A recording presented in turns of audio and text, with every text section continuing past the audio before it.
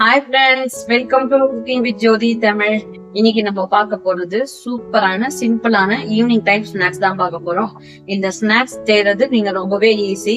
நீங்க டக்குன்னு ஒரு ஈவினிங் டைம் ஸ்நாக்ஸ் செய்யணும்னா இது நீங்க ஈஸியா வீட்லயே ப்ரிப்பேர் பண்ணலாம். அது மட்டும் இல்லாம எல்லா இன்கிரீடியன்ட்மே நம்ம வீட்லயே எப்பவுமே இருக்கிறது தான். அதை வச்சுதான் நான் உங்களுக்கு ஒரு ஈவினிங் டைம் ஸ்நாக்ஸ் சொல்லியிருக்கேன்.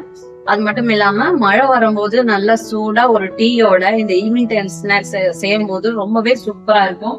கண்டிப்பா நீங்களும் ட்ரை பண்ணி பாருங்க. வீடியோக்குள்ள போறதுக்கு முன்னாடி நம்ம சேனலுக்கு நீங்க ஃபர்ஸ்ட் டைம்னா சப்ஸ்கிரைப் பண்ணிக்கோங்க, பக்கத்துல இருக்கிற பெல் பட்டனையும் அழுத்திக்கோங்க. அப்பதான் நான் போடுற வீடியோஸ் எல்லாமே நீங்க மிஸ் பண்ணாம பார்க்க முடியும். இப்ப வாங்க வீடியோக்குள்ள போலாம்.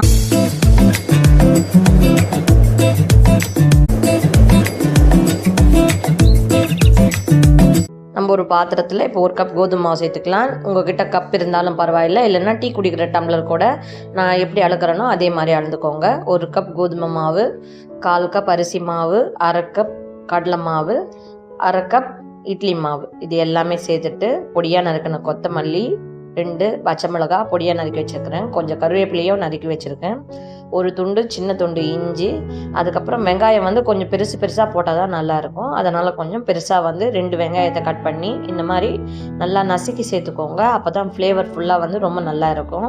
இப்போ 1/2 டேபிள் ஸ்பூன் உப்பு சேர்த்துக்கிறேன், 1/4 டீஸ்பூன் பேக்கிங் சோடா சேர்த்துக்கோங்க. பேக்கிங் சோடா சேர்க்கும் போது நல்லா முறுமுறுப்பாக நல்லா கிறிஸ்பியாக இருக்கும்.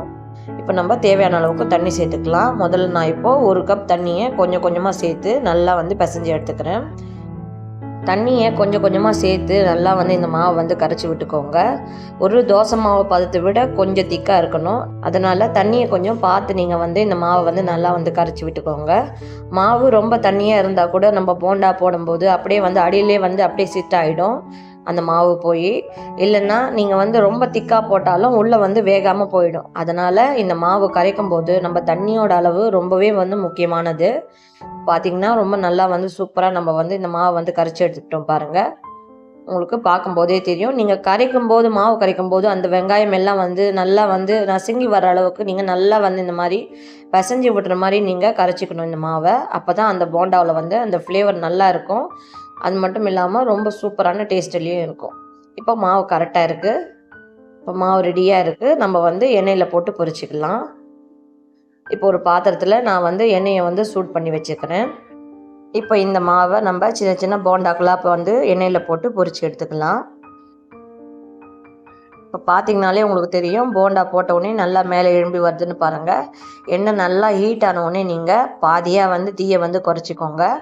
அப்போ தான் அந்த மாவும் உள்ளே நல்லா வெந்திருக்கும், மேலே நல்லா கிறிஸ்பியாக இருக்கும். இப்போ உங்களுக்கு பார்த்தாலே தெரியுதுன்னு பாருங்கள், நம்ம போண்டா போட்ட உடனே மேலே எழும்பி வருதுன்னு பாருங்கள். இந்த மாதிரி இருக்கிறப்ப தான் இந்த எண்ணெய் கரெக்டான ஸ்டேஜில் இருக்குதுன்னு அர்த்தம். இப்போ நம்ம எல்லா மாவுமே இந்த மாதிரி போண்டாவாக போட்டு எடுத்துக்கலாம்.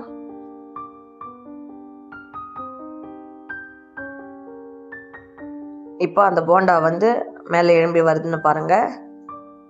இப்போ நம்ம கரண்டியை வச்சு நல்லா மெதுவாக திருப்பி விட்டுக்கலாம். உங்களுக்கு பார்க்கும்போதே தெரியும், மேலே நல்லா பொன்னிறமாக பொரிஞ்சு வந்திருக்கும்.